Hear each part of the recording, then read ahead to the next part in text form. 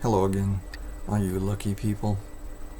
Robert here with a second part to this video of my pet parasite. Anyway, in this video I'm going to show you the different radiological comparisons and also demonstrate how this organism or whatever it is able to evade detection all forms of radiology except for one. So please bear with me. I'm not a skilled radiologist, nor am I very familiar with anatomy. I've had to teach myself what I have learned, which isn't really a whole lot, but it's enough to understand there's something there that shouldn't be. So most of what I learned was by accident. Well, I shouldn't say by accident, I said by multiple trial and errors, and also comparison by looking at a lot of YouTube, a lot of Radiopedia, a lot of websites out there, and with a lot of different cases. So there was a multitude of information I could choose from to compare me to them and it to, well, us. The only thing I couldn't acquire on the internet was any radiological representations or information on extreme DICOM levels, hence how I've been able to discriminate this organism from the rest of the normal tissues of my body. And I'll go over what I've learned and how I figured it out, and how it's quite possible the radiologist who first looked at, well, I literally do not believe a radiologist looked at at any of the imagery. It is said, or it is noted in the report for this particular CT scan, that he noted a previous session. So it's my understanding from looking at the report that he basically emulated it with some slight moderate degenerative conditions, or progressions, but other than that, he said there were no anomalies. And as I said, I'm not a radiologist, but I could look at it and I could see that there are things there that are not supposed to be there. And as I started to understand a little bit more about what I was looking at, it became obvious even in the default DICOM levels.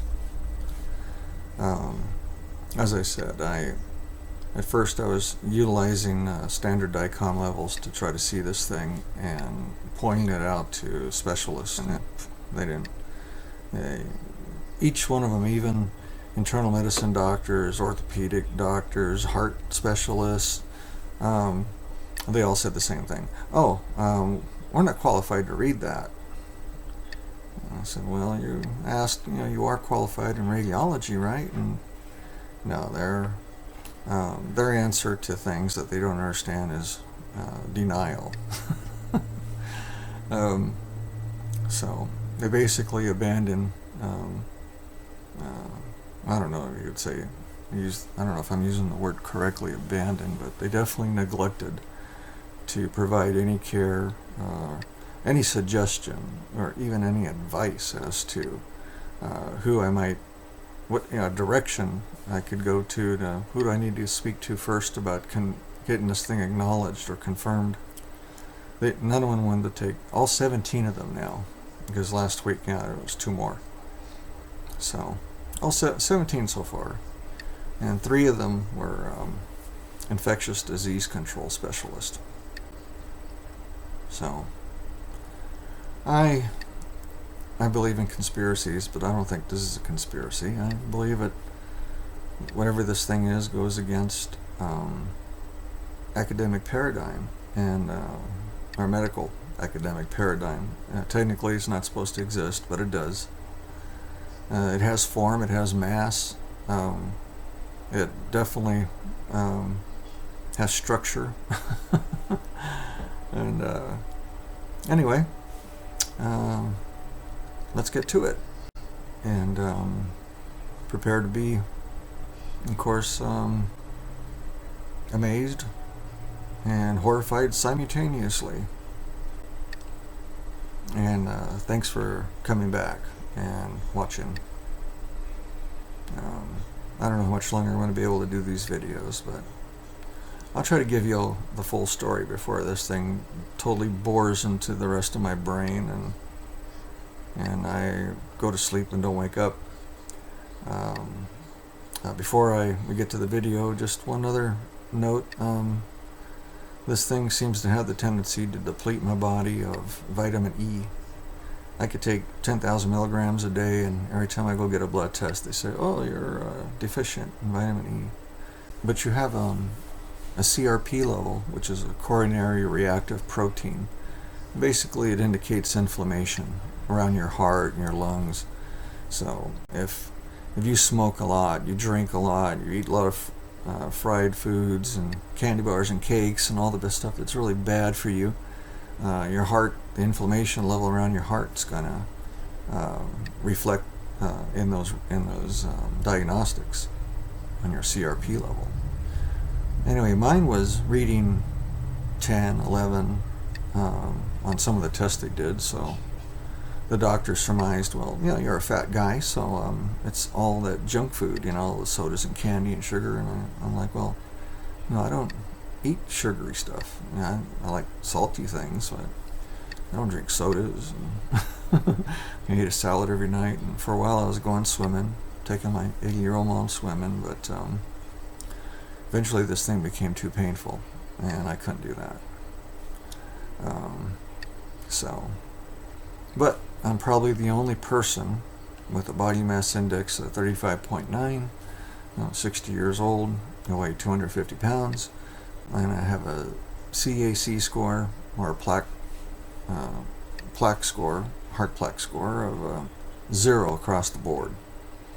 And according to the heart doctors, I don't have any coronary vascular disease whatsoever. Everything's clear and clean. On the inside, anyway. Whatever this thing is likes to attach itself to the outside, and only the veins, none of the arteries. But it has gone to some lengths to encapsulate those veins too. Anyway, let's get to the gory details, shall we? Okay. We're going to be looking at here is a CT from back in August of 16, a couple years ago.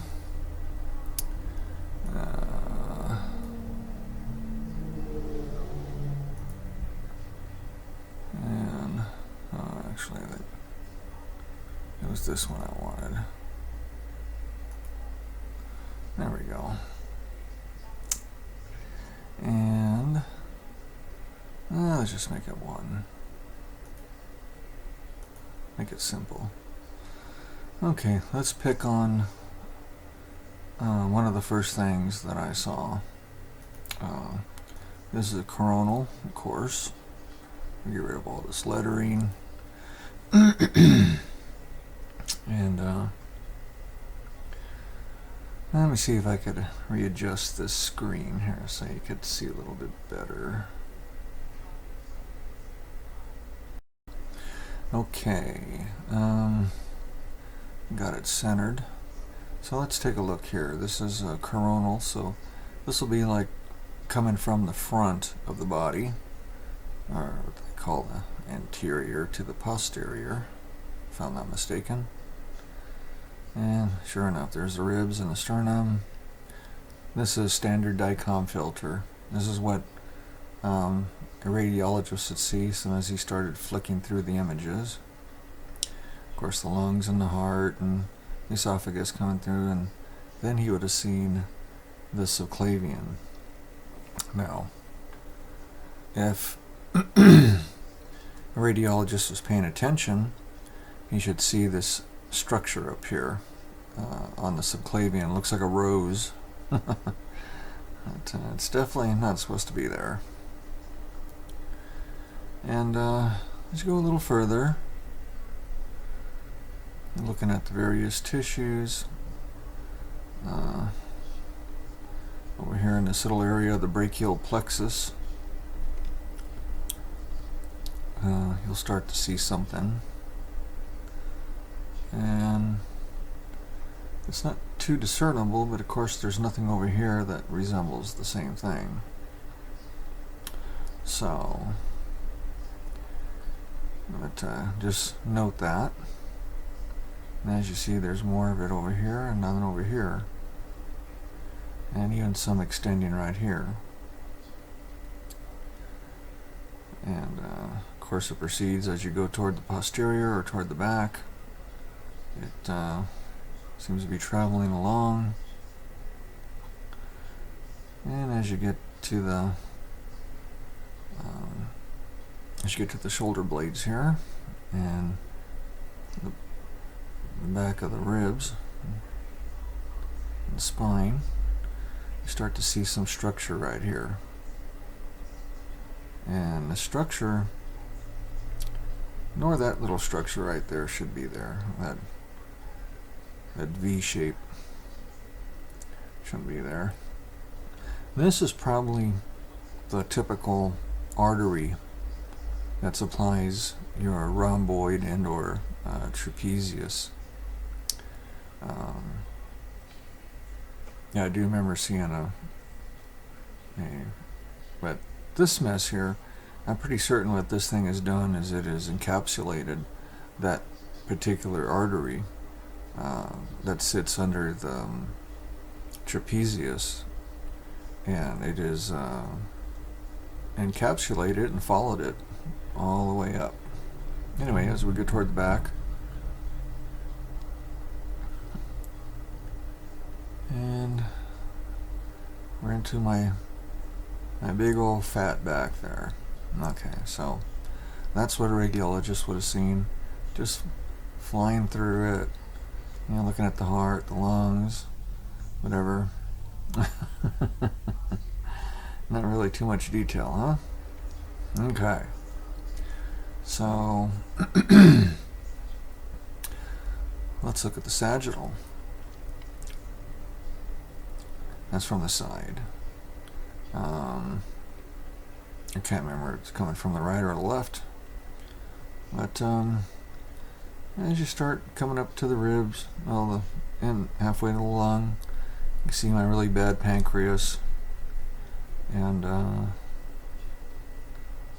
here,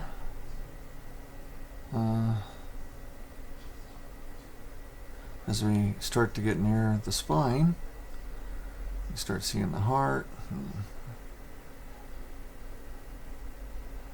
and come up to the spinal processes. You'll see this little object hanging there. Now that's the other thing that a radiologist would have seen on standard DICOM levels. And he would have been looking at that going, huh? What's that? And of course there's the shadow, but nobody really paid attention to this. I don't believe the radiologist report. So anyway, as we progress further, let's see, are they going the right direction? Probably not, huh? Okay, yeah, here we go. We start seeing some distortions right here, you know, as opposed to the typical tissues. And then you start seeing some other lines. That looks like a normal line in between the trapezius and the rhomboid. But then we see this structure right here. Now that might be misinterpreted as veins, and they might be, but they're not supposed to stand out that well. Not at standard DICOM levels. So anyway, let's proceed on in the magnifier. Oh, that's not supposed to be there. That was one of the things I saw. And then of course you follow it all the way up, realize this thing's going up the carotid vein, going to my head, which it is. And you don't see a whole lot of it here, but and not unless you go toward the front, then you start seeing all kinds of neat stuff. Well, you have to really know what you're looking for. Being at the time I had no idea what I was looking for,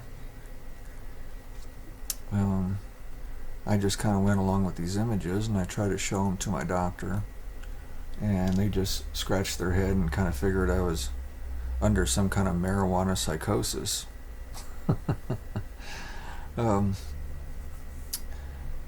But as you can see, that is definitely not the case. And here's axial. This was rather interesting. As a matter of fact, let me go to the 3mm axial. And as I went along, the first thing I noticed was this over here. It's like, whoa, what's that? I mean, I see this right here, but that is definitely not the same. And as you notice, everything from the right side should be the same as on the left. There are some exceptions, but not very many. And as I progress down through my body, I start seeing these other filaments and this, and then things got a little bit crazier when I got to this section here, and I start seeing this thorny looking type structure. I have no other way to describe it, but it looks like it has little segments coming off of it here and there. It looks like acacia. So I kept following it down, and as you see, it looks like they're all lit up. I don't know why. This is standard DICOM filter, and let me do something here really quick. Okay, keep progressing downward, following these little not so funny little pieces and parts, and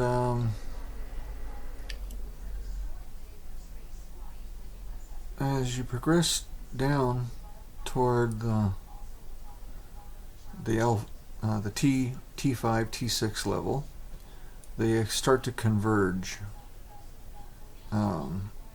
right next to the spinal process of the spine. And of course, that's as far as it goes. Well, it probably goes further, but with this resolution and without a true imaging solution, it might not be sufficient. So anyway, let me show you what this thing looks like after a year and a half of playing around with different parts of this. I found out that if I increased these filter levels to, say, for example, right around 4100 and a positive 500, so right around there somewhere. And then if I inverted, of course you could already see it's popping up in white. Okay, there's your little thorny structure I was talking about, and it's just about discriminated out all normal tissue in black, but you see it in white, and that's okay. But when we invert the gray, you'll see it in black, and it's more impressive. And not only that, you're actually able to see where it's entered into the heart following the vena cava. And it goes down. Let's put a magnifier on that. And if you look next to the spine here, right around T5, T4, you'll see how it has come from the point of origin and come through the chest wall, if you will, and camped out there certain elements of this thing on my heart. And let's go ahead and progress the spine part first, and you can see its little progression. Oh yeah, see, she just came right around that vertebrae. I'm not sure exactly what that's called, but and it's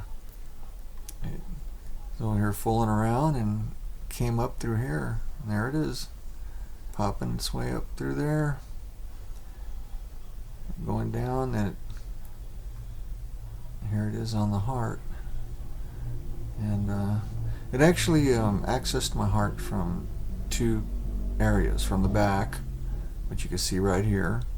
I don't think this one's actually touching this one, but it might be. Yeah, this one went right through my spine to get to it, and the other one came up over the top,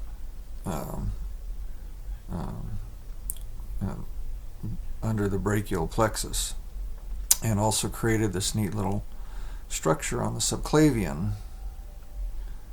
So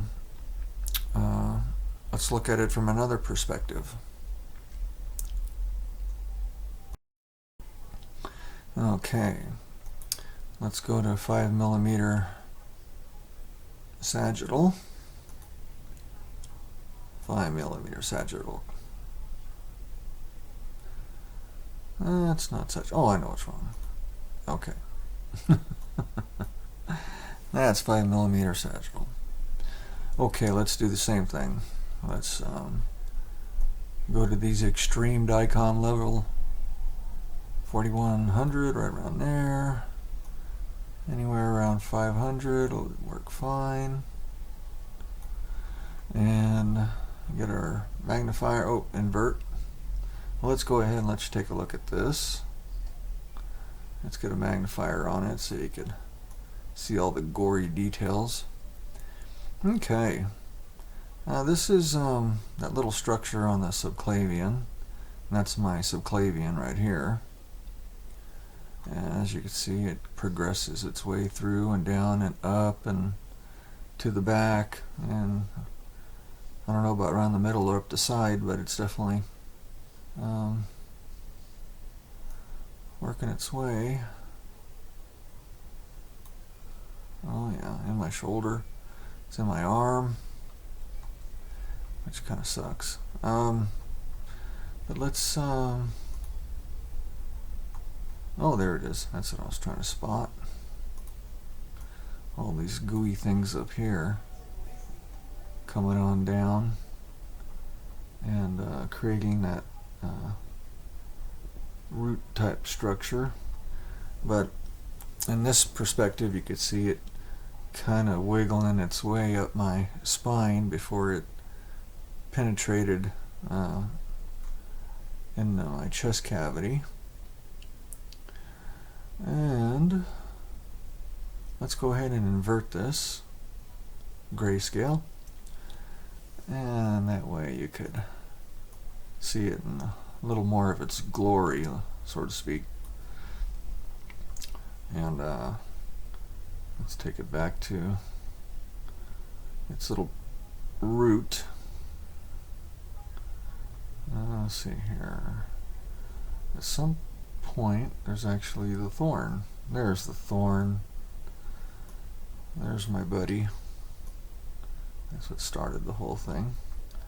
And I've been mistaken. It was actually 26 years ago. Since I've been studying this, I've been saying 24. I don't know why. I guess time has just kind of slipped on by and I didn't even notice it, other than being pissed off at trying to get anyone to acknowledge this thing.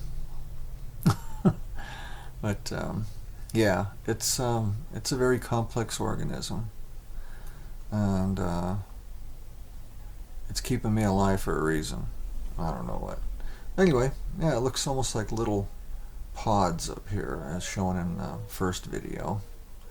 They're not seed pods. The seed pods of the acacia are actually long structures that grow off the tree and fruit, and a certain kind of fruit. Okay, now for the coronal.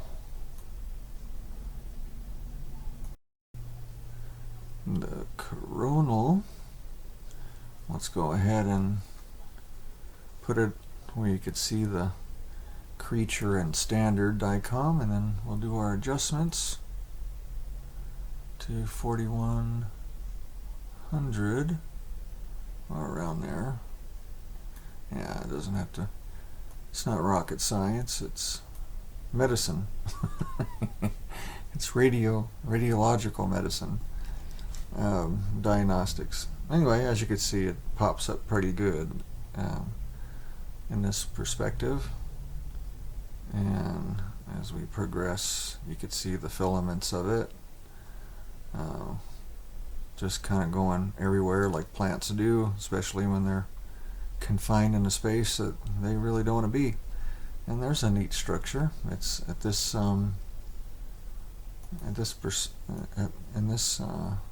angle.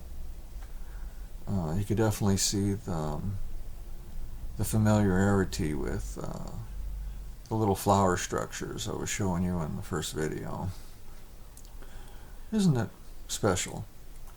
Okay, and you can also see how it's kind of wrapped itself around the vena cava down into the heart. That's the whitish discoloration. Of course, if we invert it, it'll be a darker color.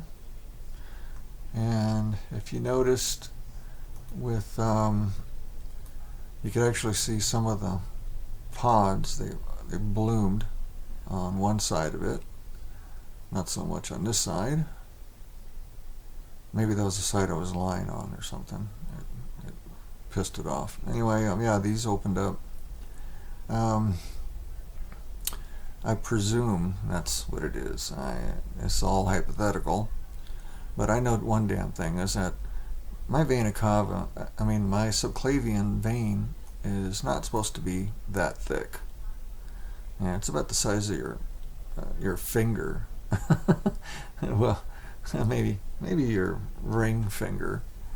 That thing is colossal. It's gigantic. And it does generally, just like all the other tissues, it shouldn't show up at this extreme DICOM level. But instead of getting excited about it, because it just hurts my chest when I get excited, and you got little thorn bushes, tumbleweeds growing in your heart. Well, not in your heart, but on them. It smarts. Okay. Well, we're done with CT perspective that I have shown doctors for over a year, and as I said recently, I discovered how to find a program that converts these to 3D, which really got me kicked out of doctors' offices, adamantly, I might add.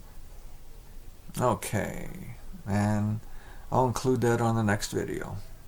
Anyway, again, thanks for watching, and I hope that I've been able to demonstrate or show something radiological that is actually quantifiable by our scientific methods. All it takes is someone to take a scraping or stab it with something and go put it in the lab and do what they're supposed to do. Do the test. Find out what genus it is. Who knows? Maybe it's just a out of control mushroom or something. Something that took a ride on one of the acacia thorns. I don't know. Well, I just know it's not supposed to be there. And it hurts like hell. And I have, I don't know when this thing might do me in, but I could tell you my heart rate goes down to like 35 when I'm sleeping. I bought a little monitor. And I kind of thought there was something wrong. Especially when I get exerted, my heart never goes above 70, which is weird for somebody who's 60 years old. Anyway,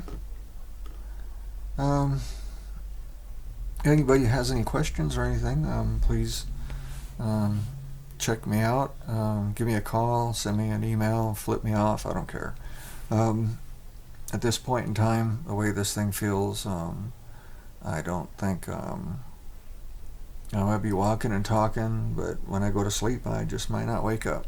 That's the way this thing feels. When it kicks me hard. And so, with that, hopefully we'll see you, or you'll see me on video 3. Take care now. Bye. That is the worst case of chickenpox I have ever seen.